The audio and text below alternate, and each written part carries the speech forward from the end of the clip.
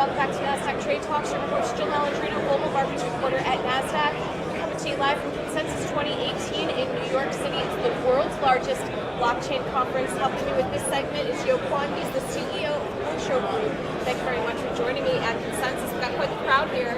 Unbelievable, over 8,000 people. It's unbelievable. Let's talk about blockchain to combat security issues, because that seems to be a really hot topic at the conference. Sure. I mean, like basically, blockchain being built on top of things like cryptography and taking into consideration security from the start. There's a lot of innovation as far as security goes, and it's something that a lot of people from the InfoSec community are really excited about. It's something that they're used to security being the last thing that's thought about, and in some cases it's changed. Well, repercussions of security hacks are tougher with blockchain. Explain what that means. Hackers are just so much more incentivized to attack large organizations that are holding large amount of cryptocurrency, because in the past a hacker might steal credit cards or they might steal user data, and not that stuff isn't valuable, but it's not immediate cash. Whereas if someone steals a bunch of Bitcoin or Ethereum, it almost immediately has value, and they don't need to trade it on a black market, so to speak. Right. So you're using blockchain to prevent that from happening.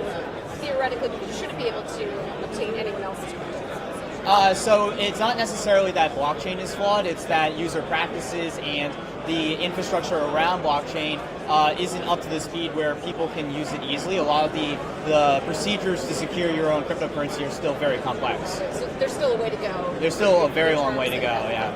All right, and to wrap up, tell us about Hosho and how you fit into the industry. So Hosho is a cybersecurity firm. We are trying to fill just this gigantic hole in the space of people getting hacked left and right. We're trying to bring up educational standards, and what we really focus on right now is auditing smart contracts, penetration testing, assessing wallet and cryptocurrency handling practices, and just helping where people have security issues. So the hackers one step ahead or is just the larger corporations, the industry just aren't there yet? It's a lot of these companies are very early on, and they haven't given security the amount of focus that it really needs. They're, especially ICOs, are really in a hurry to raise a lot of capital, and they're trying to meet deadlines, and then they might put security off to the side, when in fact it's very important, because if they get hacked, they could lose all of their funds. Thank you very much. Very interesting insight. Thank you. Thank you. Thank you for joining me throughout the day. I'm Jill Malandrino, Global Markets Reporter